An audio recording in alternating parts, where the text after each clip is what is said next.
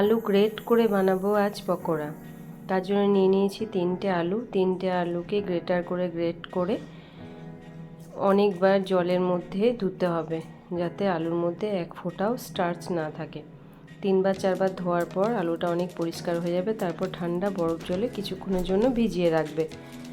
তারপর আলুর মধ্যে নুন, লঙ্কার গুঁড়ো, কর্নফ্লাওয়ার, কালো জিরে, আদা রসুনের পেস্ট আর ধনেপাতা কুচি দেব। এবার সেগুলোকে একসাথে অনেকক্ষণ ধরে ভালো করে মাখবো। অনেকক্ষণ ধরে মাখার ফলে সেটা অনেক সফট হয়ে যাবে। তারপর ওটা যে কোনো আকারে শেপ দিয়ে দিয়ে তেলের মধ্যে হালকা করে ভেজে নেব। শীতকালে চায়ের সাথে যে কোনো কিছু একটা পকোড়া খেতে বেশ ভালো, করতে বেশি সময় লাগে না, 10 মিনিটের মধ্যেই কমপ্লিট হয়ে যাবে।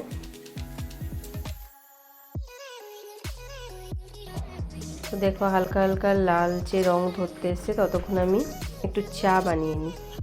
চা আমি আজকাল ভালো বানাচ্ছি না, সবাই বলছে। একটা সময় চা আমি খুব ভালো বানাতাম। চায়ের সাথে একটু আমুল দুধও মিশিয়ে নিলাম, যাতে আরেকটু চাটা খেতে ভালো হয়। তো চাটা একটু কি করে ভালো করা যায়, তার জন্য চায়ের একটা আমি আলাদা করে মশলা বানিয়েছি। দেখি আজকে সেই মশলাটা দিয়েই চাটা বানাবো, কেমন খেতে হয়। চায়ের কালারটা আজকে অন্য দিনের তুলনায় ভালোই লাগছে। পকোড়াগুলো হয়ে গেছে মনে হচ্ছে, এগুলো তুলে নিলাম। এবার ওই চায়ের মধ্যে যে মশলাটা বানিয়েছিলাম সেটা একটু করে দিয়ে দিলাম। চলো টাটা, আমরা এবার চা আর পকোড়া খেয়ে দেখি কেমন হয়েছিল।